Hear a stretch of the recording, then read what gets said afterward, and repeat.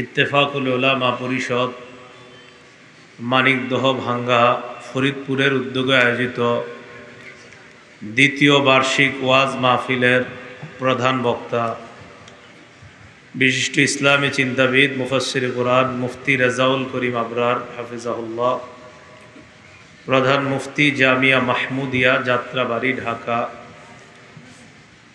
বিশেষ আলোচক মাওলানা মুফতি মনিরুল ইসলাম শরীয়তপুরী ঢাকা।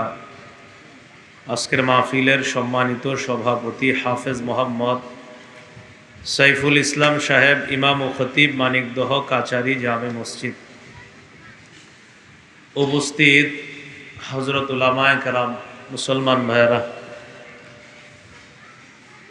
মাইকের আওয়াজ যত দূর যাচ্ছে, বিভিন্ন জায়গা, বিভিন্ন ঘর বাড়িতে অবস্থানরত শ্রদ্ধা মা বোনেরা, আল্লাহ পাক রব্বুল আলামিনের দরবারে শুকরিয়া আদায় করছি। আল্লাহ আমাদেরকে এই ওয়াজ মাহফিলে উপস্থিত হওয়ার তৌফিক দান করেছেন বলে আলহামদুলিল্লাহ। ফরিদপুরের উলামায়ে কেরাম এই মাহফিলের আয়োজন করেছে। এর উদ্দেশ্য হলো এখানে সাধারণ জনগণ আমরা যারা এসেছি, আমরা যেন এই মাহফিল থেকে কিছু কথা শিখে আমরা এই কথা পার্থক্য করতে পারি যে কোনটা সঠিক কোনটা ব্যাঠিক। সঠিকগুলো আমরা পালন করার চেষ্টা করব, আর ব্যাঠিক যেই জিনিসগুলো আমরা যদি আগে এগুলা করে থাকি তো এগুলা বর্জন করার চেষ্টা করব, না করে থাকলে আল্লাহর কাছে দোয়া করব ব্যাঠিক এবং ভুল জিনিসগুলো যেন আমাদের মধ্যে না আসা, আল্লাহ যেন আমাদেরকে ভুল থেকে হেফাজত করেন। সূরা আহজাবের 21 নম্বর আয়াতে কারিমা আপনাদের সামনে তেলাওয়াত করলাম। এই আয়াতে আল্লাহ পাক রব্বুল আলামিন বলেন, লাকাদ কানা লাকুম ফি রাসূলিল্লাহি উসওয়াতুন হাসানাতুল লিমান কানা ইয়ারজুল্লাহা ওয়াল ইয়াউমাল আখির ওয়া যাকারাল্লাহা কাসীরা। রাসূলুল্লাহ সাল্লাল্লাহু আলাইহি সাল্লামের জীবন আদর্শের মধ্যে, নবীর জীবনীর মধ্যে তোমাদের জন্য রয়েছে উত্তম নমুনা, উত্তম আদর্শ। যারা আল্লাহকে কামনা করে, আখেরাত কামনা করে এবং যারা আল্লাহর জিকির করে, তাদের জন্য নবীর জীবনীর মাঝে উত্তম আদর্শ রয়েছে। রসুলের জীবনী শুরু হয় তার জন্ম দিয়ে। কি দিয়ে বলেন তো? জন্ম। তিনি জন্মগ্রহণ করছেন, করার পর পৃথিবীতে বড় হয়েছেন। তো তার জন্ম থেকে ইন্তেকাল পর্যন্ত পুরাটাই রাসূলুল্লাহ সাল্লাল্লাহু আলাইহি সাল্লামের জীবন। তো রসুলের জন্ম, এটা দিয়ে তার জীবনের সূচনা। আজকে আপনাদের সামনে আমি শুধু রসুলের জন্ম নিয়ে কিছু কথা বলব। 9টি কথা আপনাদের সামনে পেশ করব। মনোযোগ সহকারে এই 9টি কথা আমরা সকলে মনে রাখব ইনশাআল্লাহ। 1 নম্বর কথা, ঈদ কাকে বলে? ঈদ করি না আমরা? তো এইটা আমরা প্রথমে জানবো ঈদের অর্থ কি। 2য় নম্বরে জানবো ইসলামে ঈদ বলতে কি বোঝায়। 3য় নম্বরে আমরা জানবো মিলাদুন নবী তথা রাসূলুল্লাহ সাল্লাল্লাহু আলাইহি সাল্লামের জন্ম বা মিলাদুন নবী, এটার অর্থ কি এটা জানবো। 4 নম্বরে আমরা জানবো নবীর জন্ম বার কবে। 5 নম্বরে জানবো নবীর জন্ম তারিখ কবে। 6 নম্বরে জানবো নবীর জন্মদিনকে কেন্দ্র করে বাৎসরিক অনুষ্ঠান দুনিয়ায় কবে থেকে শুরু হয়েছে। 7 নম্বরে জানবো নবী তার জন্মদিনে কি করতেন। 8 নম্বরে জানবো জন্মদিনকে কেন্দ্র করে কোনো ধরনের বেদাতি কর্মকাণ্ড ছোট হোক বড় হোক করা যাবে না, শরীক হওয়া যাবে না। 9 নম্বরে জানব আল্লাহ আল্লাহ রসুলের কথা মানার মাঝেই এই উম্মতের জন্য কল্যাণ। এই 9টি কথার মাধ্যমে আমি আমার বক্তব্য শেষ করার চেষ্টা করব ইনশাআল্লাহ। প্রথম কথা, ঈদ অর্থ কি? সবাই জানি আমরা, ঈদ অর্থ আনন্দ, খুশি। এই যে একটা আওয়াজ হইতেছে মেশিনের, এটা কি জেনারেটরের আওয়াজ? আচ্ছা। তো ঈদ অর্থ খুশি, আনন্দ, উৎসব করা, খুশি প্রকাশ করা। ঈদ শব্দটা পবিত্র কোরআনেও আছে। সূরা মাইদার 114 নম্বর আয়াতে ঈদ শব্দটা আছে। 112 নম্বর আয়াত থেকে সূচনা হয়েছে কথাটা। ইদ ক্বালাল হাওয়ারিয়ুনা ইয়া ঈসা ইবনে মারইয়াম হাল ইস্তাতিউ রাব্বুকা আন ইউনাজ্জিলা আলাইনা মাইদাতাম মিনাস সামা। ঈসা আলাইহিস সালামের অনুসারীগণ ঈসা নবীকে বললেন, হে মারিয়ামের সন্তান ঈসা, তোমার রব কি পারবে আসমান থেকে আমাদের জন্য খাদ্য ভর্তি দস্তরখান পাঠাইতে? খাদ্যে পরিপূর্ণ দস্তরখান পাঠাইতে কি পারবে? এটা ঈসা নবীর অনুসারীরা তাকে প্রশ্ন করলেন। তো আল্লাহ কি পারবে, এই জাতীয় প্রশ্ন করাটাই সুন্দর না। আল্লাহ তো সবই পারবে। এই প্রশ্ন করার পর ঈসা নবী তাদেরকে বললেন, ফালাত্তাকুল্লাহা ইন কুনতুম মুমিনিন। ঈসা নবী বললেন, তোমরা আল্লাহকে ভয় করো যদি তোমরা ঈমানদার হও। ক্বালু নুরিদু আন নাকুলা মিনহা ওয়া তাতমাইন্না কুলুবুনা ওয়া না'লামা আন ক্বাদ সাদাকতানা ওয়া নাকুনা আলাইহা মিনাশ শাহিদিন। তারা বলল, এই দস্তরখান থেকে আমরা খাবার খেতে চাই। ওয়া তাতমাইন্না কুলুবুনা, আমরা চাই আমাদের অন্তর প্রশান্ত হবে, আশ্বস্ত হবে। ওয়া না'লামা আন ক্বাদ সাদাকতানা, তুমি যে আমাদেরকে সত্য কথা বলছো এটা আমরা জানতে পারবো। ওয়া নাকুনা আলাইহা মিনাশ শাহিদিন, আমরা এই ব্যাপারে সাক্ষী হব। দস্তরখানের খাবার খাওয়ার পর এটার ব্যাপারে আমরাই সাক্ষী হব, আমরা সাক্ষী দিব। ঈসা নবী আল্লাহর কাছে দোয়া করলেন। قال عيسى ابن مريم اللهم ربنا أنزل علينا مائدة من السماء تكون لنا عيدا لأولنا وآخرنا وآية من মারিয়ামের সন্তান ঈসা আলাইহিস সালাম আল্লাহকে বললেন, আল্লাহ আমাদের রব, আপনি আমাদের প্রতি খাদ্যে পরিপূর্ণ দস্তরখান পাঠান, যেটা আমাদের জন্য পূর্বাপর সকলের জন্য ঈদ হবে, উৎসব হবে, আনন্দের কারণ হবে ঈদ। তাহলে কোরআনের এই আয়াতে আমরা ঈদ শব্দটা পাইলাম। দ্বিতীয় আলোচনা আমাদের ঈদ, ইসলামে ঈদ বলতে কি বোঝায়, এই ব্যাপারে আমরা 3টা বর্ণনা জানব। 1 নম্বর বর্ণনা আবু দাউদ শরীফের 1134 নম্বর হাদিস।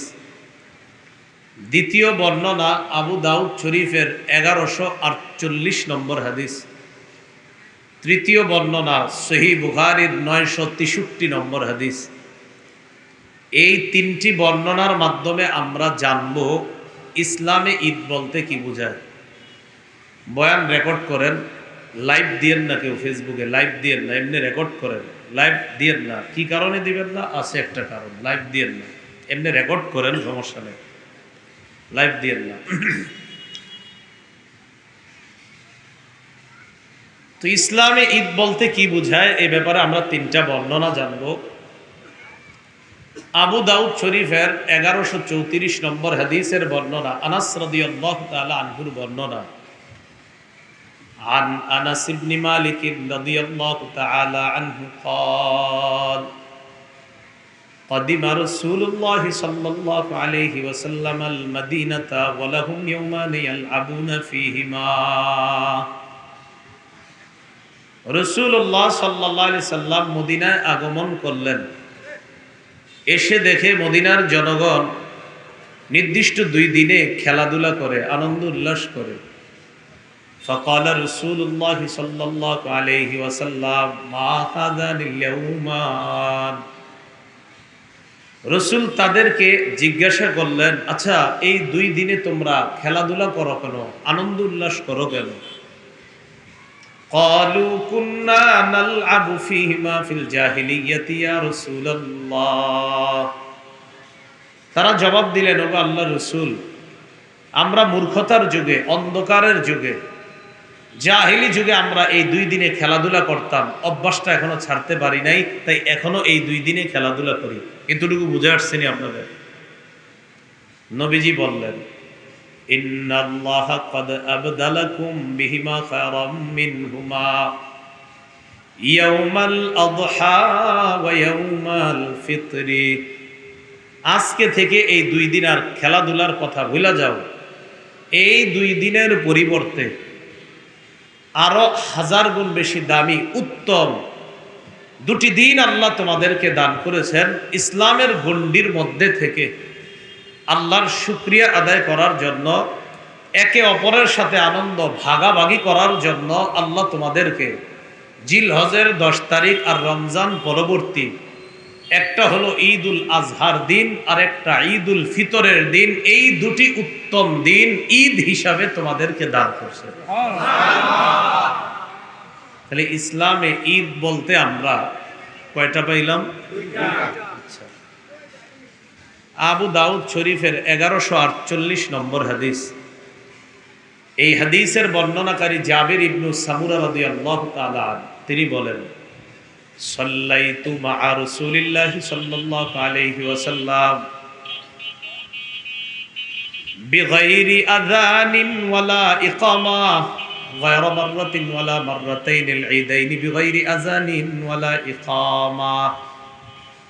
জাবির ইবনে সামুরা বলেন, আমি রাসূলুল্লাহ সাল্লাল্লাহু আলাইহি সাল্লামের সাথে আজান ইকামত ছাড়া একবার 2 বার না, অনেকবার 2 ঈদের নামাজ আদায় করছি।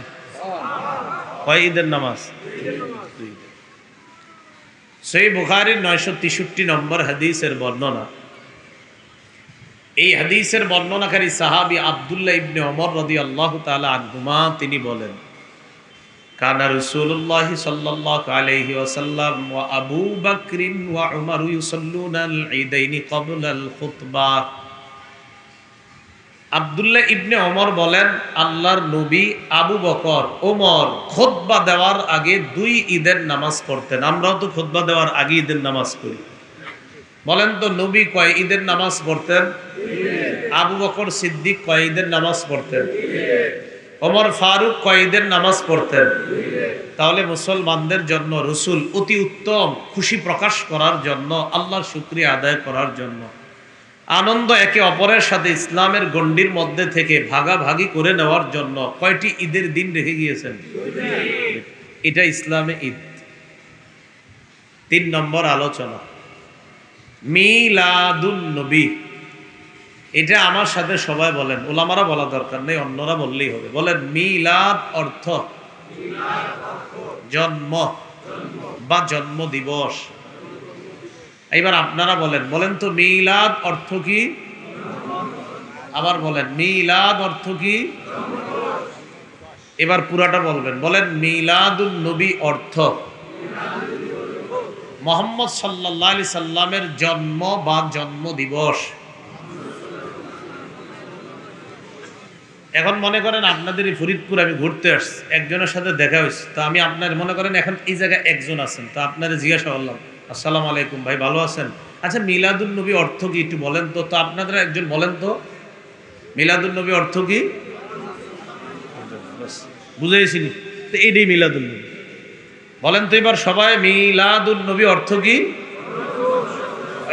একজনে কয় জন্ম দিবস, মোহাম্মদ সাল্লাল্লাহু আলাইহি সাল্লামের জন্ম বা মোহাম্মদ সাল্লাল্লাহু আলাইহি সাল্লামের জন্ম দিবস। তাহলে মনে করেন প্রত্যেককে আমি জিজ্ঞাসা করলাম মিলাদুন নবী অর্থ কি?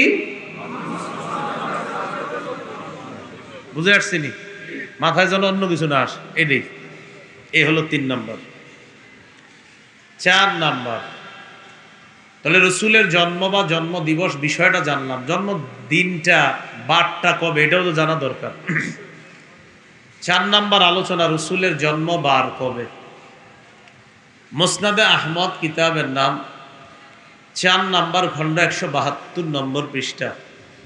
হাদিসের বর্ণনাকারী সাহাবী আব্দুল্লাহ ইবনে আব্বাস রাদিয়াল্লাহু তাআলা আনহুমা তিনি বলেন, আন আব্দুল্লাহ ইবনে আব্বাস রাদিয়াল্লাহু তাআলা আনহুমা ওয়ালিদা রাসূলুল্লাহ সাল্লাল্লাহু আলাইহি ওয়াসাল্লাম ইয়াউমাল ইসনাইন ওয়া খারাজা মুহাজিরাম মিন মক্কাহ ইলাল মদিনাতি ইয়াউমাল ইসনাইন।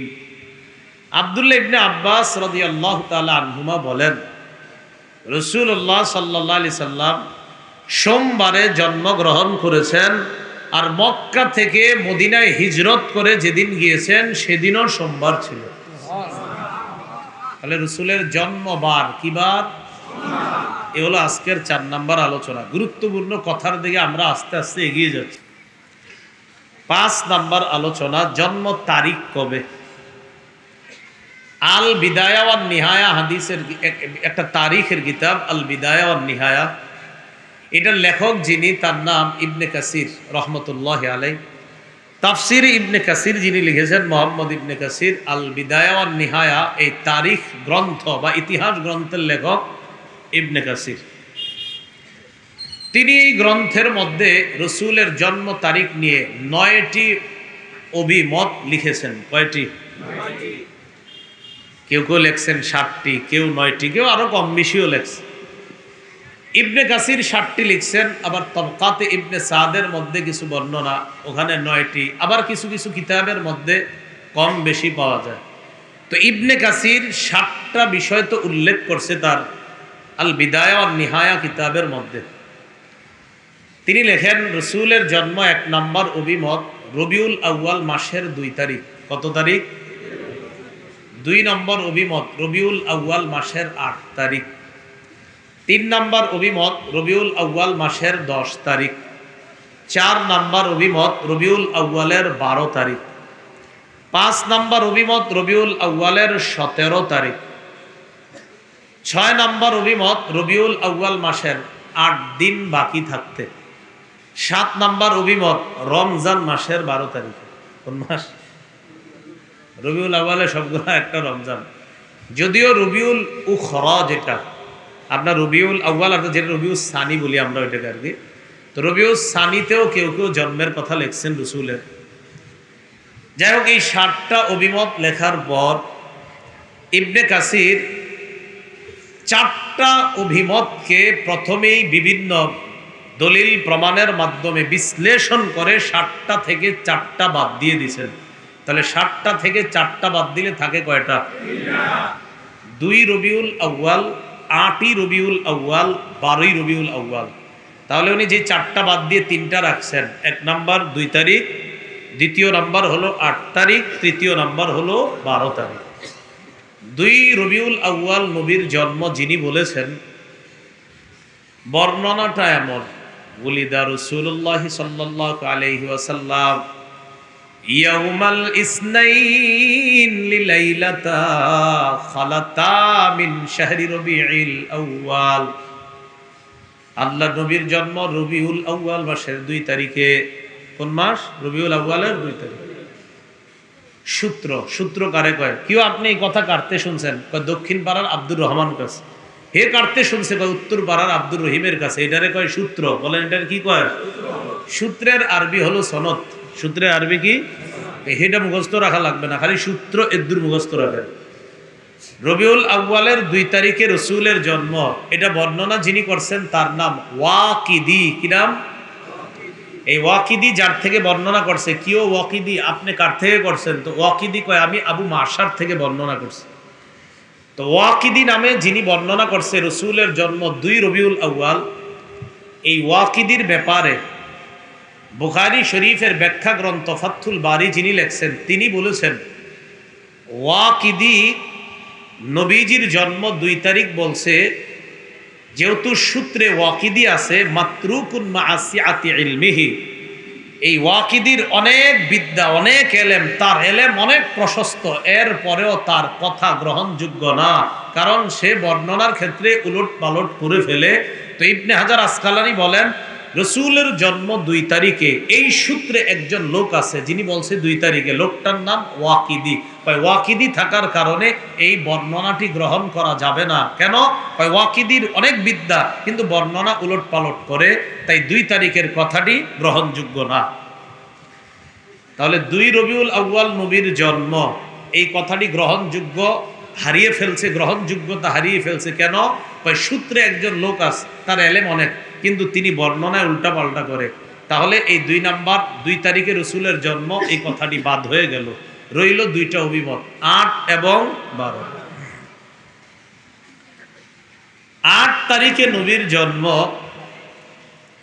এই কথার প্রবক্তা যারা, তাদের দলিলের মূল ভিত্তি হলো ইমামুল মাগাজি মুহাম্মদ ইবনে ইসহাক রহমতুল্লাহি আলাই, তিনি বলেছেন কানা মাউলিদুহু সাল্লাল্লাহু আলাইহি ওয়াসাল্লাম আমাল ফিল, আল্লাহ রসুলের জন্ম হস্তি বাহিনী কাবায় যেই বছর হামলা চালাইছে ওই বছর। কি বাহিনী? হস্তি বাহিনী। আলাম তারা কাইফা ফাআলা রাব্বুকা বিআসহাবিল ফিল, হাবিব আপনি কি দেখেননি আপনার রব হাতি বাহিনীর সাথে কেমন আচরণ করেছে? ওই হস্তি বাহিনী, যেই হস্তি বাহিনী নিয়ে ইয়ামানের বাদশাহ আব্রাহা এসেছিল কাবা ধ্বংস করার জন্য। মুগাম্মাস নামক একটা জায়গা আছে, কি নাম? মুগাম্মাস। এটা হারামের একদম কাছাকাছি একটা জায়গা। এখানে আসার পর সমুদ্রের দিক থেকে আল্লাহ পাক রব্বুল আলামিন একদল পাখি পাঠায়া দিছে, প্রত্যেকের ঠোঁটের নিচে 3টা করে পাথর, এই পাথর দিয়া পাখিগুলা পাঠায়া দিছে। আর পাখিরা আইসা এক একজন 3টা করে পাথর মারছে। যে পাথর মারার পর যার গায়ে লাগছে, যেদিক দিয়া লাগছে শরীর ভেদ করে অপর পাশ দিয়ে গিয়ে ওই পাথর বের হয়েছে। ওই পাখিগুলা আল্লাহ পাঠাইছিলেন। ওলামা হজরতরা বললেন না, অন্যরা বলেন পাখিগুলার নাম জানি কি না, আবাবিল নামে কোনো পাখি নাই। এর লেগে বলাইছি যাতে আপনাদের এই ভুল ভাঙ্গে। আবাবিল পাখির নাম এটা কে কইছে? হ্যাঁ, আবাবিল কোনো পাখির নাম না, এটা মনে রেখেন। কেমনে যে ওই দিন দেখে এক সংগঠনের নাম আবাবিল সংগঠন, আমি কই কেন রাখছেন? ওই যে পাখি, আমি আমনে করে কে কইছি পাখির নাম আবাবিল? হ্যাঁ, যাই হোক, ছোটবেলা থেকে ভুল শুনছেন। মাহফিল কেন দিছে প্রথম না বললাম, ওলামারা মাহফিল করছে এই জন্য, ভুল থাকলে সংশোধন করবেন। ওয়ারসালা আলাইহিম, আল্লাহ তাদের উপর প্রেরণ করলেন তৈরন পাখি, আবাবিল জামাআতিন দলে দলে পাখি প্রেরণ করলেন। আবাবিল মানে ঝাঁকে ঝাঁকে, দলে দলে। এই আবাবিল মানে কি? কই ঝাঁকে ঝাঁকে আর কই দলে দলে, নাম বানায় দিছেন আবাবিল। আবাবিল এটা ইবাল, উবুল অথবা ইব্বিলুনের বহু বচন আবাবিল। কেউ কেউ লিখেছেন লা ওয়াহিদালা, আবাবিলের কোনো এক বচন নাই। ওয়াকিলা, আবার কেউ কেউ বলেছেন ওয়াহিদুহু উবুলুন কা উজুলুন আও ইবালুন কা মিফতাহ আও ইব্বিলুন কা সিজ্জিনুন অথবা সিজ্জিল। তো কেউ কেউ বলেছেন আবাবিলের এক বচন নাই, আবার কেউ বলেছেন আবাবিলের এক বচন উবুলুন, কেউ বলেছেন ইবালুন, কেউ বলেছেন ইব্বিলুন। এটার বহু বচন আবাবিল। আবাবিল মানি ঝাঁকে ঝাঁকে, বলেন সবাই আবাবিল মানি পাখির নাম না। হস্তি বাহিনী আল্লাহ তাদেরকে ধ্বংস করার জন্য পাখি পাঠাইছিল। তো এই হস্তি বাহিনী যেই বছর কাবায় হামলা চালাইছে ওই বছর আল্লাহ রসুলের জন্ম। হস্তি বাহিনী কাবায় যেদিন হামলা চালায় ওই হামলা চালানোর জন্য যেদিন এসেছে এর 50 দিন পর পৃথিবীর শ্রেষ্ঠ মানুষটাকে আল্লাহ দুনিয়াতে পাঠাইছে। তাহলে হস্তি বাহিনী কাবায় হামলা যেদিন চালানোর জন্য আসছে আর কয়দিন পর নবীর জন্ম। এখন আপনারাই তারিখটা বের করে ফেলতেন সহজে। হস্তি বাহিনী কাবায় হামলা চালিয়েছে মুহররম মাসের 13 দিন বাকি থাকতে। কোন মাসের? মুহররমের 13 দিন ধরেন, পরের মাসের নাম সফর, সফর মাসের 29 দিন ধরেন, 29 আর 13 হয় 42। কত হয়? 42-এর পরে 50 মিলাইতে দরকার আর কয়দিন? 8 দিন। সফর মাসের পরের মাসের নাম কি? রবিউল আউয়াল। তো রবিউল আউয়ালের 8 দিন নেন, কত হয়? 50। এর মানে রসুলের জন্ম কাবায় হস্তি বাহিনী হামলার 50 দিন পর, মানে রবিউল আউয়ালের 8 তারিখে।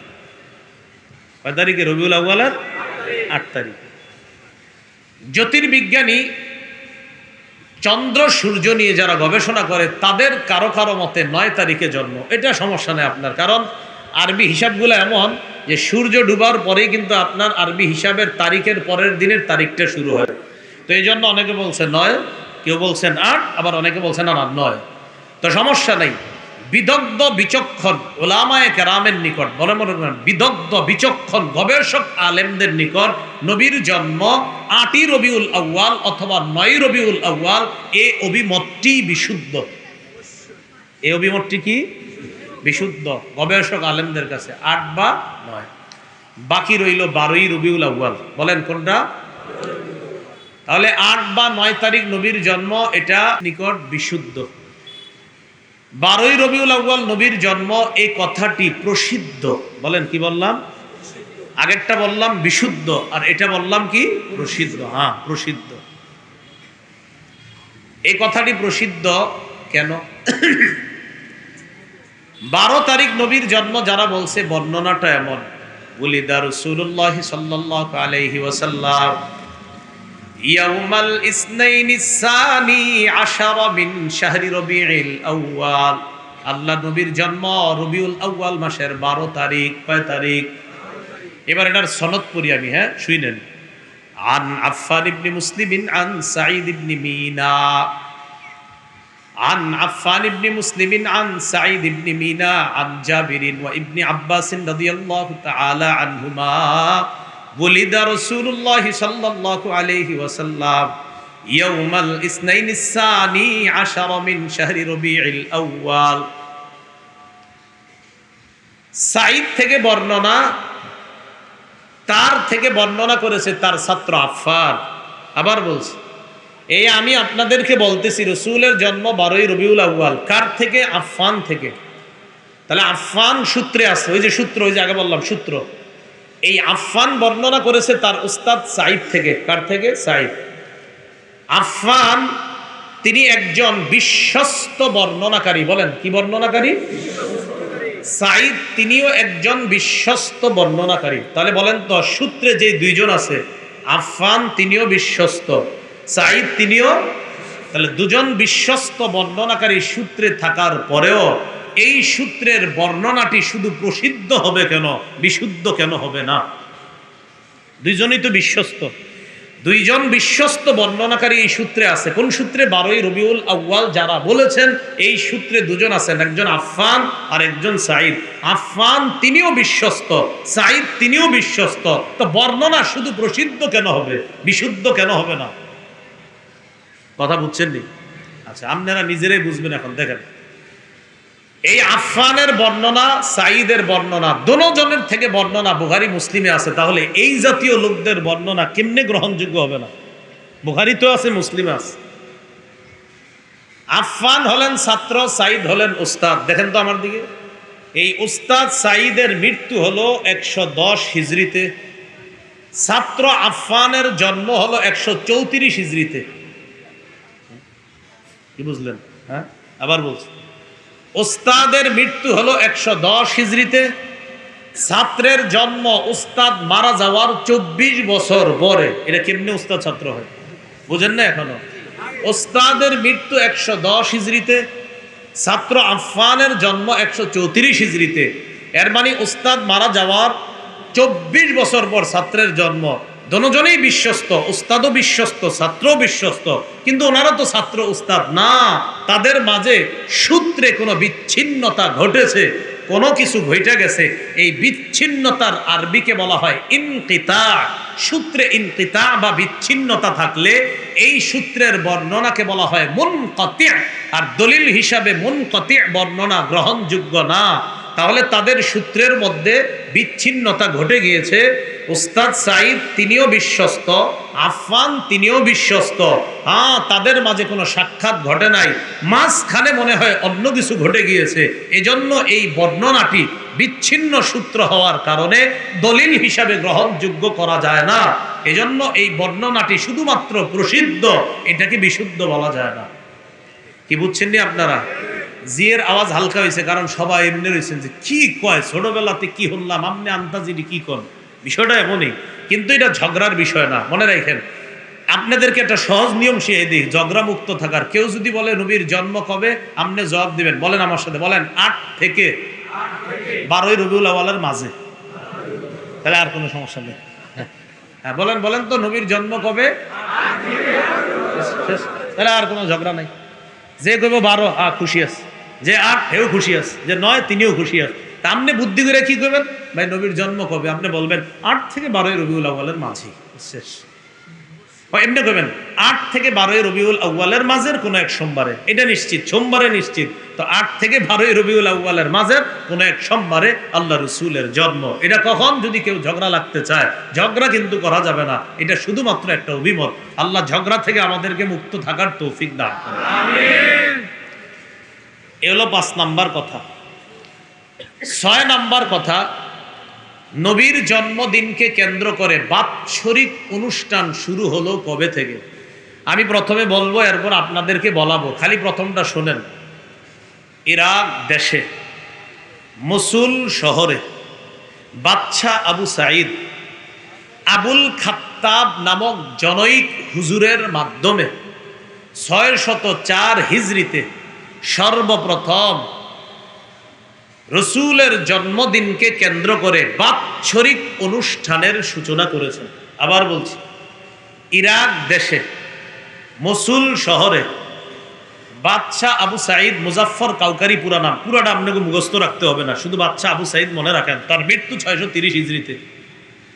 জনৈক হুজুর নাম আবুল খাত্তাব, পুরা নাম ওমর ইবনে দিহিয়া, মৃত্যু 633 হিজরিতে। তার মাধ্যমে 604 হিজরিতে সর্বপ্রথম রসুল্লাহ সাল্লাল্লাহু আলাইহি সাল্লামের জন্মদিনকে কেন্দ্র করে বাৎসরিক অনুষ্ঠানের সূচনা করেছেন। এবার বলেন তো, দেশটার নাম মনে থাকবে নি? কোন দেশ? শহরের নাম মসুল। কি শহর? মসুল শহর। বাদশার নাম, হুজুররা কইেন না, অন্যদেরকে কইতে, আপনারা তো পারবেন না। বাদশার নাম, হুজুরের নাম, যে হুজুর এটা শুরু করছে, আবুল খাত্তাব। কি নাম? আবুল খাত্তাব ওমর ইবনে দিহিয়া, পুরাটা যদি পারেন আর কি, আবুল খাত্তাব। আর তারিখটা খালি মনে রাখবেন, কত হিজরি? 604 হিজরি। বলেন কত হিজরি? 604। এবার শোনেন, আবুল খাত্তাব নামক যেই হুজুরটা আছে, তার ব্যাপারে লিসানুল মিজান নামক কিতাবে ইবনে হাজার আসকালানি রহমতুল্লাহি আলাইহি লিখেছেন, কাসিরুল ওয়াকিআতি ফিল আইম্মাতি ওয়াস সালাফ মিনাল উলামা। এই হুজুরটার পূর্ববর্তী আলেমদের ব্যাপারে, ইমামদের ব্যাপারে জঘন্য ভাষা ব্যবহার করত। বলেন নাউজুবিল্লাহ। খবিসুল লিসান, তার মুখের ভাষা ছিল অশ্লীল। শাদীদুল কিবরি, প্রচন্ড টাইপের অহংকারী ছিল।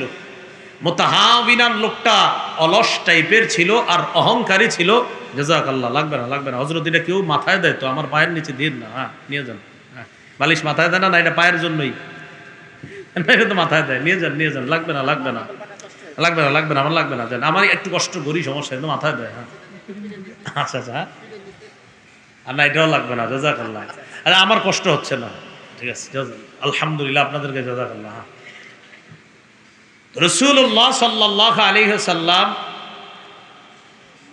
যেটা বলতেছিলাম, একজন ওমর আবুল খাত্তাব ওমর ইবনে দিহিয়া, তার ব্যাপারে লিসানুল মিজান নামক কিতাবে ইবনে হাজার আসকালানি রহমতুল্লাহি আলাইহি লিখেছেন, এই লোকটার ভাষা অশ্লীল ছিল, আর লোকটা পূর্ববর্তী ইমামদের ব্যাপারে খারাপ ভাষা ব্যবহার করত। লোকটা প্রচন্ড টাইপের অহংকারী ছিল।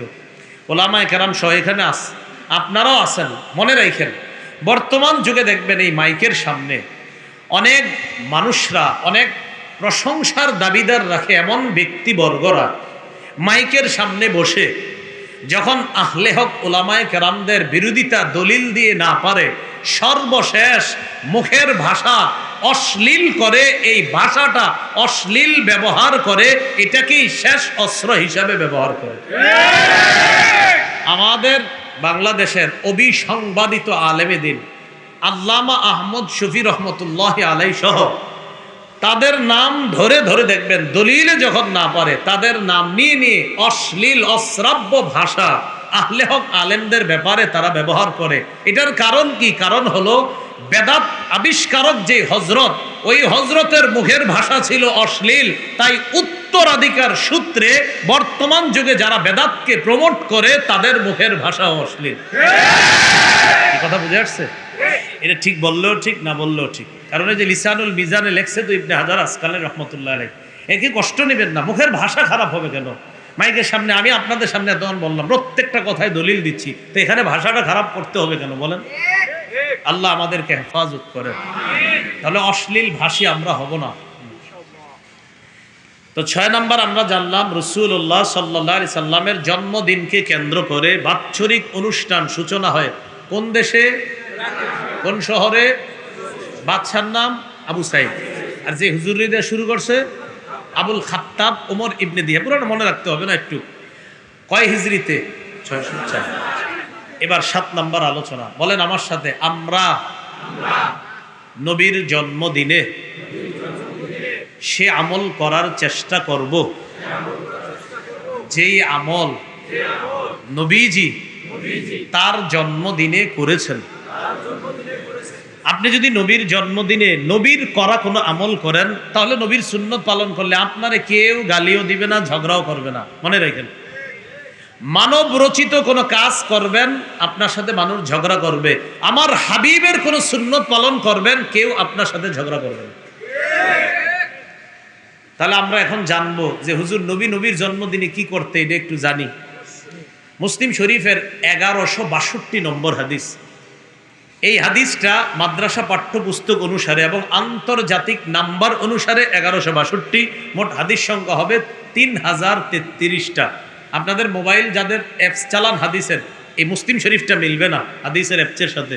আপনাদের হাদিসের অ্যাপস যেটা আছে এটার মধ্যে আছে মুসলিম শরীফের হাদিস সংখ্যা মোট 7453টা, এটা মিলবে না। বুখারীর যে দলিল দিছি এটা মিলবে, আবু দাউদও মিলবে, অন্যান্য হাদিসের গুলো মিলবে, মুসলিম শরীফটা শুধু মিলবে না। কেন? আমি যে নাম্বারিংটা বলতেছি এটা আন্তর্জাতিক, সারা ওয়ার্ল্ডে ব্যবহার হয়। আর আপনাদের যে নাম্বারিংটা করা হয়েছে এটা কেন? মুসলিম শরীফের কিছু হাদিস, 5টা হাদিস একরকমের, এই 5 হাদিসকে আন্তর্জাতিক নাম্বারিংয়ে একটা নাম্বার করা হয়েছে। 5টা হাদিস একটা নাম্বার, কারণ 5টা একরকমের। কিন্তু আপনাদের এই বাংলা অ্যাপসে যেটা করা হয়েছে এটা কি করছে? 5টাকে 5টা ধরছে, এই জন্য বেড়ে গেছে হাদিস। বুঝে আসছেন কথাটা? আচ্ছা, রাসূলুল্লাহ সাল্লাল্লাহু আলাইহি সাল্লামকে প্রশ্ন করা হলো, সুইলা রাসূলুল্লাহ সাল্লাল্লাহু আলাইহি ওয়াসাল্লাম আন সাওমিহি, আল্লাহর নবীকে নফল রোজা সম্পর্কে জিজ্ঞাসা করা হলো। ফাগাদিবা রাসূলুল্লাহ সাল্লাল্লাহু আলাইহি ওয়াসাল্লাম, নবী রাগ করলেন, নফল রোজার প্রশ্ন করাতে রাগ করলেন। নবীজি বেশি প্রশ্ন পছন্দ করতেন না, একটু রাগ করছে। ফাকালা উমর ইবনুল খাত্তাব রাদিয়াল্লাহু তাআলা আন, ওমর ইবনুল খাত্তাব 4টা বাক্য বললেন আল্লাহর নবীর রাগ দেইখা। কয়টা বাক্য? আমি প্রত্যেকটা বাক্য বলবো, অনুবাদ করব, সাথে সাথে আপনারা পড়বেন আলহামদুলিল্লাহ। হ্যাঁ, 1 নাম্বার, রদিনা বিল্লাহি রব্বা, আমরা আল্লাহকে রব হিসাবে পেয়ে খুশি। 2 নাম্বার, রবিল ইসলামি দীনা, আমরা ইসলামকে ধর্ম হিসাবে পেয়ে খুশি। 3 নাম্বার, রবি মুহাম্মাদিন রাসূলা, আমরা মুহাম্মদ সাল্লাল্লাহু আলাইহি ওয়াসাল্লামকে রাসূল হিসাবে পেয়ে খুশি। 4 নাম্বার, ওয়াবি বাইআতিনা বাইআতান, আমরা আল্লাহ নবীর সাথে বায়াত গ্রহণ করেছি, যেই বায়াত, এই বায়াতেও আমরা খুশি। আলহামদুলিল্লাহ। তাহলে এগুলাতে আমরা খুশি। এগুলা বলার পর নবীজির অবস্থা ওই রাগের চেয়ে একটু স্বাভাবিক হয়েছে। একটু রাগ হয়ে গেছে, একটু স্বাভাবিক হয়ে গেছে। এবার রসুলকে 7টা প্রশ্ন করা হলো। কয়টা? সুইলা আন সাওমিদ দাহরি। 1 নাম্বার প্রশ্ন, ইয়া রাসূলুল্লাহ, কোন ব্যক্তি যদি সারা বছর রোজা রাখে তার ব্যাপারে আপনার কাছে জানতে চাই। একটা লোক সারা বছর নফল রোজা রাখে। فقال رسول الله صلى الله عليه وسلم لا صام ولا افطر। নবীজি বললেন এই লোকটা রোজা রাখেও নাই, রোজাহীন থাকেও নাই। একটা লোক সারা বছর নফল রোজা রাখে, রসুল নাজায়েজ বলেন নাই, বলছে এই লোকটা রোজা রাখেও নি, রোজাহীন থাকেও নি। এর মানে রসুল এই রোজার প্রতি উৎসাহিত করেন নাই, এটা উৎসাহ দেন নাই যে সারা বছর রোজা রাখতে হবে, এটা উৎসাহ করেন নাই। 2 নাম্বার, ওয়াসুইলা আন সাওমি ইয়াউমাইনি ওয়া ইফতারি ইয়াউম। ইয়া রাসূলুল্লাহ, কেউ যদি 2 দিন রোজা রাখে 1 দিন গ্যাপ দেয় তার ব্যাপারে আপনার কাছে জানতে চাই। 2 দিন রোজা 1 দিন গ্যাপ, মাসে কয়টা হয়? 20টা রোজা, 10 দিন গ্যাপ। 2 দিন রোজা 1 দিন গ্যাপ, 2 দিন রোজা 1 দিন গ্যাপ, তাহলে কয়টা হয় মাসে? 20টা রোজা 1 দিন গ্যাপ। নগদ হিসাবগুলো বইলা ফেলবেন, আরো কিছু হিসাব আসবে, আপনারাই বইলা ফেললেন। এই ব্যাপারে জানার পর নবীজি সাল্লাল্লাহু আলাইহি সাল্লাম বললেন, ওয়া মাইয়ুতিকু যালিকা, 2 দিন রোজা 1 দিন গ্যাপ, এই জাতীয় রোজা রাখার সাধ্য আছে কার? এর মানে এই রোজাটা অনেকে রাখতে যদিও পারে, নবীজি বললেন এটা তো সবাই রাখা কষ্টকর, এর মানে এটা রাখার প্রতিও রসুল উৎসাহ দেন নাই, এটার প্রতিও উৎসাহিত করেন নাই, নাজায়েজও বলেন নাই, বাকি বলছে এটা রাখার সাধ্য আছে কার? 3 নাম্বার, ওয়াসুইলা আন সাওমি ইয়াউমিন ওয়া ইফতারি ইয়াউমাইন। ইয়া রাসূলুল্লাহ, কেউ যদি 1 দিন রোজা রাখে 2 দিন গ্যাপ দেয় তার ব্যাপারে আপনার কাছে জানতে চাই। মাসে রোজা কয়টা? 10টা। গ্যাপ কয়টা হয়? 20টা। নবীজি বললেন, লাইতা লাউ কওয়ানাল্লাহু লিযালিক। এটা কত সুন্দর! আল্লাহ যদি আমাদের সবাইকে এই রোজা রাখার শক্তি দান করতেন কতই না ভালো হতো। তার মানে 3 নাম্বার প্রশ্নে নফল রোজার ব্যাপারে যে জিজ্ঞাসাটা, এটা রাসূল সাল্লাল্লাহু আলাইহি সাল্লাম খুব পছন্দ করলেন আর বললেন এই জাতীয় রোজা রাখার ক্ষমতা যদি আল্লাহ আমাদেরকে দান করতেন তাহলে কতই না ভালো হতো। তাহলে পছন্দ করলেন কোনটা? 1 দিন রোজা 2 দিন গ্যাপ, এটা রাসূল পছন্দ করছে। 4, ওয়াসুইলা আন সাওমি ইয়াউমিন ওয়া ইফতারি ইয়াউম। ইয়া রাসূলুল্লাহ, কেউ যদি 1 দিন রোজা রাখে 1 দিন গ্যাপ দেয় তার ব্যাপারে আপনার কাছে জানতে চাই। এর মানে মাসে 15টা রোজা, 15 দিন গ্যাপ। নবীজি জবাব দিলেন, যাকা সাওমু আখি দাউদ আলাইহিস সালাতু ওয়াস সালাম। এটা তো আমার ভাই দাউদ নবীর রোজা, এটা আমার ভাই দাউদ নবীর রোজা। দাউদ নবী 1 দিন রোজা রাখতেন, 1 দিন গ্যাপ দিতেন। তো রাসূল এই রোজাটাও মোটামুটি পছন্দ করছে, 1 দিন রোজা 1 দিন গ্যাপ। বাকি বেশি পছন্দ করছে কোনটা? 1 দিন রোজা 2 দিন গ্যাপ, এটা খুব বেশি পছন্দ করছে। 5 নাম্বার গুরুত্বপূর্ণ প্রশ্ন, ওয়াসুইলা আন সাওমি ইয়াউমিল ইসনাইন। ইয়া রাসূলুল্লাহ, সোমবারে রোজা রাখার ব্যাপারে আপনার কাছে জানতে চাই। আল্লাহ নবী জবাব দিলেন, ইয়াউমুন বুলিতু ফিহি, সোমবারে আমার জন্ম। সোমবার আমার জন্ম, আমি জন্মদিনে আল্লাহর শুকরিয়া আদায় করার জন্য আমি আমার জন্মদিনে রোজা রাখি। সোমবার বছরে একবার। আওয়াজটা সবাই 2-3 জন কয় জি না। সোমবার বছরে একবার, তাহলে তাহলে জন্মদিনের আমল বাৎসরিক না সাপ্তাহিক? এই তো সহজ বিষয়, লিখে দিবেন যে জন্মদিনের আমল সাপ্তাহিক, বাৎসরিক নয়। তো সহজ, ঘরে ছেলে মেয়েরে শিখাইবেন, শোনো রাসূলের জন্মদিনের আমল এটা সাপ্তাহিক, এটা বাৎসরিক না। সপ্তাহে কোন বারে? সোমবারে। এবার যখন পুরা বছরের রবিউল আউয়াল মাস আসবে তখন আপনারা যদি কেউ বলে নবীজি সাল্লাল্লাহু আলাইহি সাল্লামের জন্মদিনের কোনো আমল করেছো, আপনি তখন হিসাব করবেন চোখ বন্ধ করে, তখন বলবেন হ্যাঁ গত বছর রসুলের জন্মদিনে 20 দিন আমল করছি, 30 দিন আমল করছি, 40 দিন আমল করছি, 50 দিন, 52 দিন। ওই বেটা বলবে তুমি বছরে 52 দিন আমল করছো, মানে আপনি বলবেন আমার নবী সাপ্তাহিক সোমবারে তার জন্মদিনে রোজা রাখতেন, আমি গত বছর 30টা সোমবার, 40টা সোমবার, 52টা সোমবার রোজা রেখে আল্লাহ রসুলের সাপ্তাহিক জন্মদিনের আমলটা আমি করছি। জন্মদিনের আমল কি বাৎসরিক না সাপ্তাহিক? তো সুন্নাহ কয় সাপ্তাহিক, সুন্নাহ বলছে রসুলের জন্মদিনের আমল সাপ্তাহিক, এটা নিয়ে আপনার সাথে কেউ ঝগড়া করবে না। তো ঝগড়া যেখানে নাই সেখানে আমরা আছি। কি বুঝাইছিনি? আসলে বুঝাইছিনি? আচ্ছা আচ্ছা। রাসূলুল্লাহ সাল্লাল্লাহু আলাইহি সাল্লাম বলেন, সোমবারে যে আমার জন্ম শুধু তা না, বুইস্তু ফীহি, সোমবারে আমাকে নবুয়ত দেওয়া হয়েছে। ভাই শোনো, সোমবারে যে আমার নবুয়ত দেওয়া হয়েছে শুধু তা না, উনজালা আলাইয়া, সোমবারে আমাকে কোরআন দেওয়া হয়েছে। ভাই আরো আছে কি? তুরাদুল আমাল ইলাল্লাহ ফি কুল্লি ইয়াউমি খামিসিন ওয়া ইসনাইন, প্রতি বৃহস্পতিবার আর সোমবার আমল নামা আল্লাহর কাছে পেশ করা হয়। আমি চাই রোজা অবস্থায় যেন আমার আমল নামাটা আল্লাহর কাছে পেশ করা হয়। তো এই সোমবারে যদি আপনি রোজা রাখেন, আগামী সোমবারে কেউ যদি জিজ্ঞাসা, ভাই আপনি রোজা? আপনি বলবেন জি। কেন? আপনি বলবেন আজকের দিনে নবীজি জন্ম নিছে, আজকের দিনে নবীরে নবুয়ত দেওয়া হয়েছে, আজকের দিনে নবীরে কোরআন দেওয়া হয়েছে, আজকের দিনে আমার আমল নামা আকাশে যাবে। মনে থাকবেন ইনশাআল্লাহ? তাহলে জন্মদিনের আমল পেয়ে গেলাম আমরা সাপ্তাহিক। তাহলে দেখেন কত খুশির কথা। আমি সোমবারে রোজা রাখবো, আমারে যদি জিজ্ঞাসা করেন ভাইও আপনি সোমবারে কেন রোজা রাখছেন, তখন দেখেন কত সুন্দর জবাব। সোমবার দিন আমার নবী রোজা রাখতেন, জন্মদিনে আমল করতেন। সোমবার দিন আমার নবী নবুয়ত পেয়েছেন, সোমবার দিন আমার নবী কোরআন পেয়েছেন, সোমবার দিন আমল নামা আসমানে যায়, তাই আমি আজকে সোমবারে রোজা রাখছি।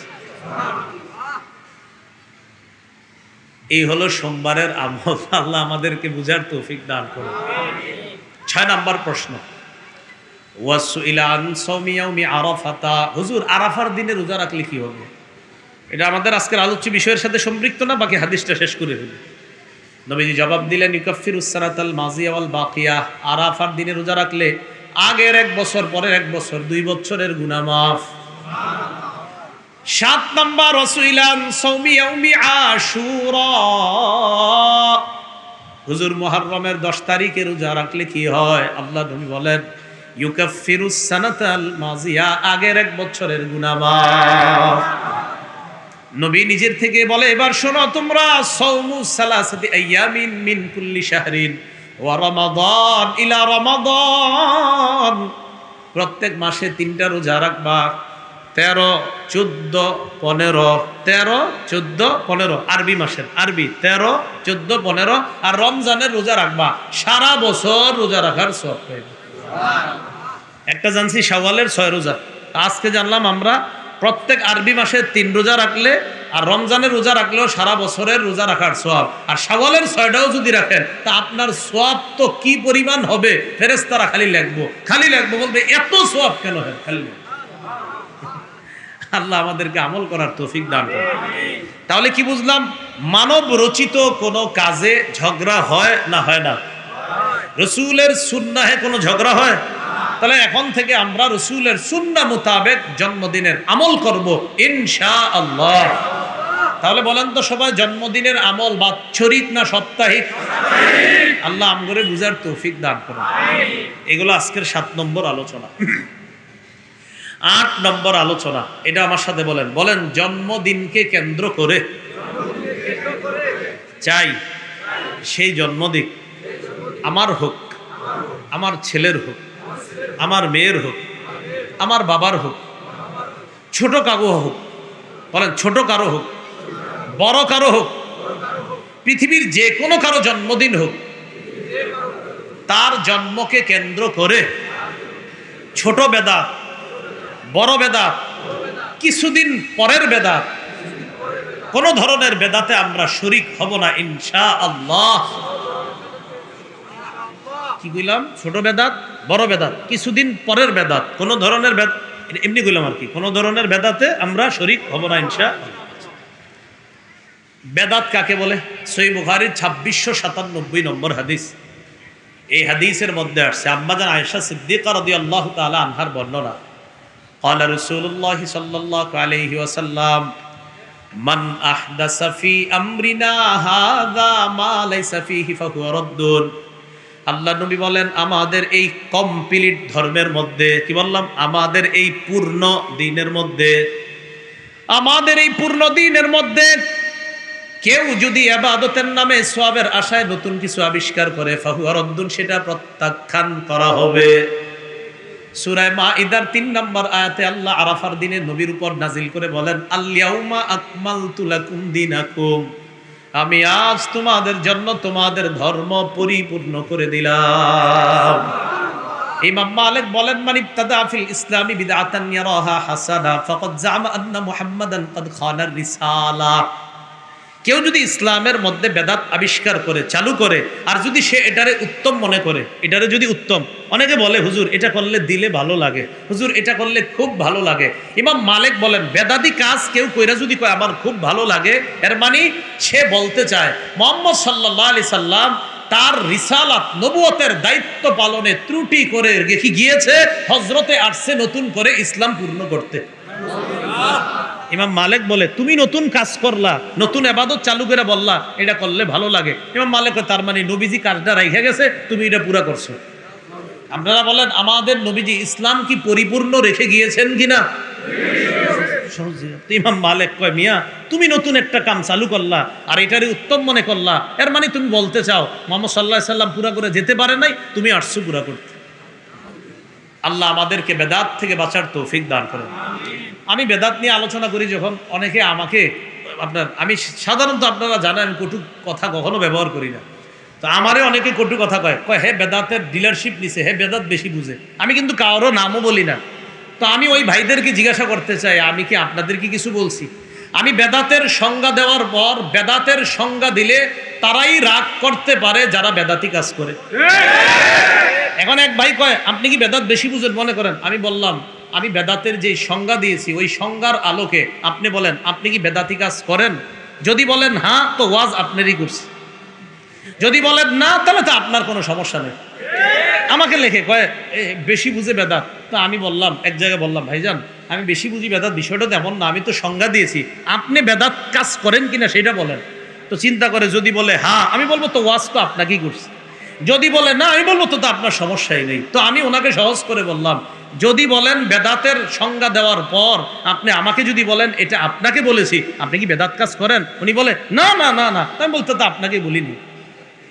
যদি আপনি বেদাতি কাজ করেন সেটা আপনাকেই বলছি, যদি আপনি না করেন এটা আপনাকে বলিনি।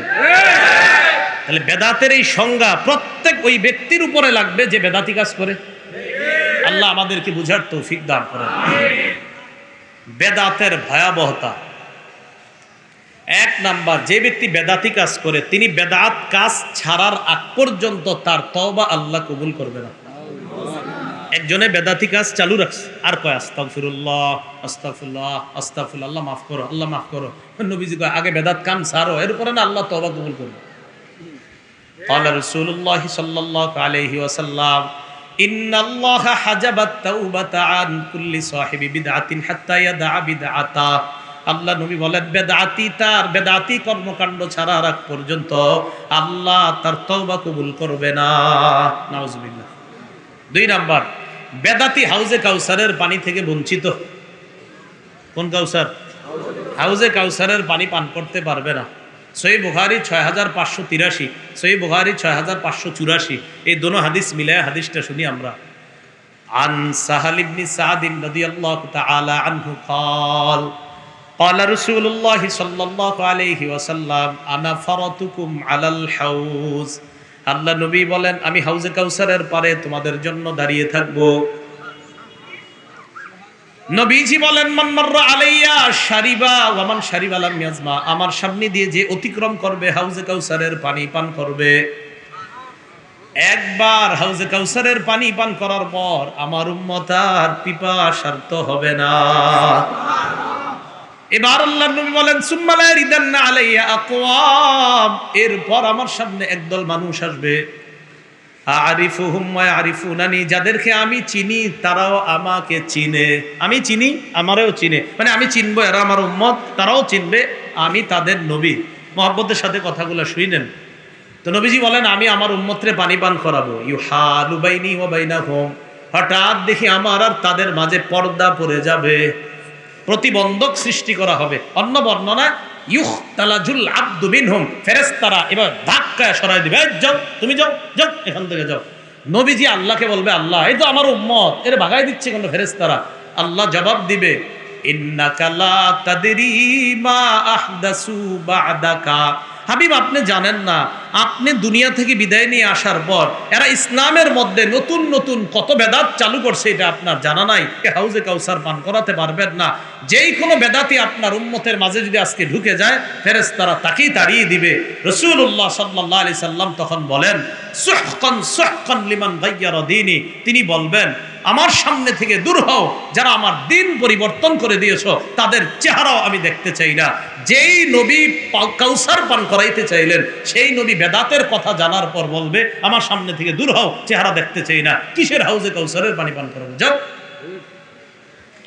তাহলে বেদাতি হাউজে কাউসার থেকে বঞ্চিত। ভাই মোহাব্বতের সাথে বলি, আল্লাহর হস্তে বেদাত কাজ করেন না। আলেমদের কাছে যান, এলাকার ইমাম খতিব মাদ্রাসাগুলাতে যান, এখনো গিয়ে বলেন হুজুর বেদাত কি, আসলে হুজুর কি বুঝাইতে চাইতেছে আরো বুঝান আমগরে। বেদাতি কাজ করেন না।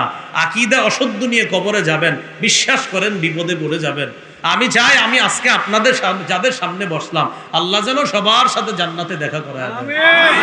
একটা কথাও বিশ্বাস করেন আক্রমণাত্মক হিংসাত্মক বলি নাই, শুধু এতটুকু বলছি, আকীদায় কোনো বেদাতি কুফুর শিরকি আকীদা রাখবেন না। আল্লাহ হেফাজত করেন। 3 নাম্বার ক্ষতি, বেদাতির উপর আল্লাহর অভিশাপ, ফেরেশতাদের অভিশাপ, সারা দুনিয়ার সকল মানুষের অভিশাপ। সহিহ বুখারীর বর্ণনা 3172 3172 নম্বর হাদিস। এই হাদিসের মধ্যে আসছে, ক্বালা রাসূলুল্লাহ সাল্লাল্লাহু আলাইহি ওয়াসাল্লাম, মান আহদাসা হাদাসান আও আওয়া ফিহা মুহদিসা, কেউ যদি বেদাতি কাজ করে অথবা কোনো বেদাতিকে আশ্রয় দেয় বেদাত চালু করার জন্য, বুঝলেন? এক তো নিজে বেদাতি করেন, আরেকটা লোক কাউরে সুযোগ করে দিছেন। আপনার 10 বিঘা জমি আছে, 1 বিঘা ছাইরা দিছেন, হযরত আপনি এই জায়গায় খানকা বানায়া বেদাত সাপ্লাই দেন, এরকম জায়গা করে দিছেন। নবীজি বলেন কেউ যদি নিজে বেদাত করে অথবা কোনো বেদাতিকে আশ্রয় প্রশ্রয় দেয় বেদাতি কাজ সাপ্লাই করার জন্য, ফালাইহি লানাতুল্লাহ, তার উপর আল্লাহর অভিশাপ, ওয়াল মালাইকা, ফেরেশতাদের অভিশাপ, ওয়ান নাসি আজমাইন, গোটা দুনিয়ার সব মানুষের অভিশাপ। বেদাত বলেন, বেদাত কাজ করব না, বেদাতিকে প্রশ্রয় দিব না ইনশাআল্লাহ। 4 নাম্বার, বেদাতির সর্বশেষ পরিণতি জাহান্নাম। আবু দাউদ শরীফের 4607 নম্বর হাদিস, নাসাই শরীফের 1578 নম্বর হাদিস। এই দুইটা হাদিস মিলিয়ে পুরাটা হাদিস শুনেন। রাসূলুল্লাহ সাল্লাল্লাহু আলাইহি সাল্লাম বলেন, ইয়াকুম ওয়াল মুহদাসাত, ওয়া ফি রিওয়ায়া ইয়াকুম ওয়া মুহদাসাতিল উমুর, তোমরা ইসলামের মধ্যে ইবাদতের নামে নতুন নতুন জিনিস আবিষ্কার করা থেকে বাঁচো। ফাইন্না কুল্লা মুহদাসাতিন বিদআ, প্রত্যেক নতুন আবিষ্কার বিদআত, ওয়া কুল্লা বিদআতিন দালালা, প্রত্যেক বেদাত হলো পথভ্রষ্টতা, ওয়া কুল্লা দালালাতিন ফিন্নার, প্রত্যেক পথভ্রষ্টতার ঠিকানা জাহান্নাম। আমাদের অনেক অবুঝ ভাইয়ারা প্রশ্ন করেন, হুজুর আপনি যে মাইকের সামনে বসছেন এটাও তো বেদাত, আপনি যে লাইটের সামনে বসছেন এটাও বেদাত। এই অবুঝ প্রশ্নটা অনেকের মাথায় হয়তো এখনো আসবে। শোনেন, আজকের এই মাইকটা যদি না থাকে আপনারা নামাজ কি ছেড়ে দিবেন? ছেড়ে দিবেন? আচ্ছা, এই মাইক না থাকলে দাওয়াত ও তাবলীগের সাথী ভাইয়েরা কি মুখে গাশতের আদব ইমানে কিনের কথা আলোচনা করে না? লাইট না থাকলে মসজিদে কারা কারা যাইবেন না আজকে থেকে? হ্যাঁ, আচ্ছা, মসজিদে ফ্যান এসি না থাকলে নামাজ বন্ধ, বলেন না কেন? মনে করেন এই দেশে ঘোষণা হলো আগামী 15 দিন কোনো এক কারণে বিদ্যুৎ থাকবে না, এখন এই 15 দিনকে আমরা নামাজ ছেড়ে দিব? তাহলে লাইট, ফ্যান, এসি ইত্যাদি এইগুলা আমাদের নামাজ পড়া না পড়ার সাথে সম্পর্ক না। এগুলা থাকলে ভালো, না থাকলে কোনো সমস্যা নাই। এবাদত আমরা ছাড়বো না। লাইট ফ্যানের সম্পর্ক এবাদতের সাথে না। লাইট ফ্যান হলে ভালো, না হলে কোনো সমস্যা নাই। এবাদতের সম্পর্কর মধ্যে যদি কেউ বেদাত ঢুকায়, কেউ যদি কোনো বিষয় চালু করে বলে এটা করলে সওয়াব হবে, এই জন্য এই ইবাদতটা চালু করলাম নতুন করে, এটা হলো বেদাত। তাহলে বলেন তো, ইবাদতের সাথে লাইট ফ্যান মিলানো এটা কি বোকামি কিনা? ইবাদতের সাথে মিলাই লাইট ফ্যান, এটাও তো বেদাত। আর আপনাদেরকে একটা বুদ্ধি শিখাই, কেউ যদি আপনারে বলে এই বেটা তোরা যে মসজিদে ফ্যানের নিচে নামাজ পড়ো সেটাও বেদাত, আপনি কইবেন যে আমি যদি ফ্যানের নিচে নামাজ না পড়ি তুই বেদাত ছাড়বি নি, দেখো আপনি কইবেন। হ্যাঁ বলবে মানে কি, আপনি বলবেন আমি আর আজকে থেকে ফ্যানের নিচে নামাজ পড়বো না। যেমন আপনাদের এই জায়গায় কেউ যদি থাকেন, হুজুর আমি আজকে থেকে বেদাত কাজ একদম করবো না, আপনি মাইকের ওয়াজ করবেন না, এরকম বলেন একজন যে আমিও মাইকে, ঠিক আছে এটা বেদাত, বলেন দাঁড়ায় যে হুজুর আমি এতদিন বেদাতগিরি করতাম আমি ছেড়ে দিলাম, করবেন কেন? এটি হলো ফালতু কথা। কেউ যদি আপনাদেরকে বলে যে মসজিদের এসি ফ্যান লাইট বেদাত, আপনি কবেন আমার সাথে মসজিদে চলো, ধাওইরা হাতে নিয়ে বলবেন এসিটাও বন্ধ করবেন, লাইটটাও বন্ধ করবেন, ফ্যানটা বন্ধ করে রাখবেন, আল্লাহু আকবার। এই যে দেখো লাইট ফ্যান এসি ছাড়া নামাজ পড়ছি, তুমিও বেদাত ছাড়ো। অদ্ভুত যত যুক্তি। তাহলে বলেন এগুলা কি ইবাদতের সাথে সম্পর্ক? এই মাইক কি আপনার 200-300 বছর আগেরই ছিল? তো মানুষ কি ইবাদত বন্দিগি করে নাই? আব্দুল কাদের জিলানী রহমতুল্লাহি আলাইহি ওয়াজ করছে, ইমাম আবু হানিফা ওয়াজ করছে, রাসূলুল্লাহ সাল্লাল্লাহু আলাইহি সাল্লাম ওয়াজ করতেন কিভাবে? আরাফার ময়দানে 100 লক্ষ প্রায় আপনার সাহাবের সামনে রাসূল ভাষণ দিলেন কিভাবে বলেন? রাসূল বলতেন, আরেকজন ওখান থেকে বলতেন, আরেকজন ওখান থেকে বলতেন। তো মাইক না থাকলে আমরাও এই পদ্ধতি আবিষ্কার করতাম। তাহলে কি বোঝা গেল? লাইট ফ্যান এগুলো ইবাদতের সাথে কোনো সম্পর্ক না। আল্লাহ আমাদেরকে বুঝার তৌফিক দান করেন। সর্বশেষ কথা 9 নাম্বার, বলেন আমার সাথে, কোরআন সুন্নাহ আঁকড়ে ধরাই মুমিনের সফলতা। আমরা কোরআন সুন্নাহ মোতাবেক আমাদের জীবনটা সাজিয়ে বেদাত কুফুর শিরিক মুক্ত ভাবে কবরে গিয়ে হাসরের ময়দান থেকে একসাথে জান্নাতে যাওয়ার চেষ্টা করব ইনশাআল্লাহ। ঠিক আছে না ইনশাআল্লাহ? তাহলে বেদাত করা যাবে না, কুফুর শিরিক করা যাবে না। সহিহ বুখারীর 7280, 7281, 7283 সবগুলা বর্ণনা আল্লাহ রাসূলের সুন্নাহকে আঁকড়ে ধরা। রাসূল বলেন, কুল্লু উম্মতি ইয়াদখুলুনাল জান্নাহ ইল্লা মান আবা, আমার উম্মতের সবাই জান্নাতে যাবে, ইল্লা মান আবা, তবে যে অস্বীকার করে সে যাবে না। কিলা মাইয়া আবা ইয়া রাসূলুল্লাহ, প্রশ্ন করা হলো হুজুর কে অস্বীকার করবে? নবী বললেন, মান আতাআনি দাখালাল জান্নাহ, যে আমার আনুগত্য করলো সে দাখালাল জান্নাহ, জান্নাতে প্রবেশ করলো। ওমান আসানি, যে আমার নাফরমানি করবে, ফাকাদ আবা, সে অস্বীকার করলো। আল্লাহ বলেন, মা আতাকুমুর রাসূলু ফাখুযু, রাসূল যা দিয়েছেন এটা গ্রহণ করো, এটা ধরো।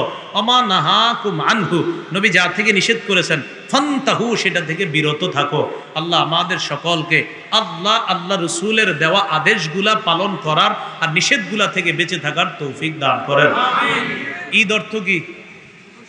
খুশি। ইসলামে ঈদ বলতে কয়টা? 2টা। মিলাদুন নবী অর্থ কি? জন্ম। নবীর জন্ম কি বার? নবীর জন্ম কয় তারিখ? 8 থেকে 12 রবিউল আউয়ালের মাঝে। হ্যাঁ। 6 নাম্বার, জন্মদিনকে কেন্দ্র করে বাৎসরিক অনুষ্ঠান কত হিজরিতে? 4। কোন দেশে? কোন শহরে? বাকিটা পারবেন নি কইতে? বাদশার নাম? হুজুরের নাম? ভাষা ভালো ছিল তার হুজুরের, না খারাপ অশ্লীল ছিল? অশ্লীল। 7 নাম্বার, নবী তার জন্মদিনে কি বাৎসরিক আমল করতেন না সাপ্তাহিক? কি করতেন? রোজা কি মানুষ রাখে খাওয়া দাওয়া অবস্থায় না খাওয়া দাওয়া ছাড়া? এটা কি সাপ্তাহিক না বাৎসরিক? সাপ্তাহিক। 8 নাম্বার, জন্মদিন কেন্দ্র করে কোনো বেদাত করা যাবে? 9 নাম্বার, কোরআন সুন্নাহ আঁকড়ে ধরবো ইনশাআল্লাহ। সুবহানাল্লাহি ওয়া বিহামদিহি, সুবহানাকাল্লাহুম্মা ওয়া বিহামদিকা, আশহাদু আল্লা ইলাহা ইল্লা আনতা, আস্তাগফিরুকা ওয়া আতুবু ইলাইক। এখন নামাজ হয়ে যাবে না নাকি? আমরা ভাই এসে পড়ছে? আমরা ভাই এসে পড়ছে এখানে? আসেন আসেন আসেন আসেন। এই ভাই দাঁড়ান দাঁড়ান, আলোচনা চলতে থাকবে। এখন কি আলোচনা চলতে থাকবে? জি জি, বসেন বসেন বসেন, একটু হাত তোলেন, 2 হাত তোলেন সবাই। মঞ্চের সবাই না, মঞ্চের না, এরা সামনে যারা আছে এইভাবে এইভাবে টান টান। দেখি আজকে ফরিদপুরের মানুষগুলা কিরকম হালাতে আছে। এমনি তুলে রাখেন না, আমিও তাকায় থাকি কতক্ষণ। তুলছেন সবাই? মানে তুলছেন যে এটা বুঝেন নাই, আপনারা তুলছেন? চিন্তা আছে যে কিনলে গা তোলাইলো এইভাবে এইভাবে। এতক্ষণ যে আলোচনা হইল, আমরা দুপক্ষই ছিলাম তালিবুল এলেম, আপনারাও তালিবুল এলেম, আমিও তালিবুল, মানে এলেম অন্বেষণকারী। আমরা 2 পক্ষ কথাবার্তায় কিছু শিখছি বলে মনে হয়? আলহামদুলিল্লাহ। কিছু শিখছি বলে মনে হয়? তাহলে বোঝা গেল আমরা 2 পক্ষে কথাতে আমি কিছু শিখাইতে পারছি, তাই না? এই দা হালকা আওয়াজ হয়ে গেছে, সত্যি তো? হাত তুলে বলেন জি সত্যি।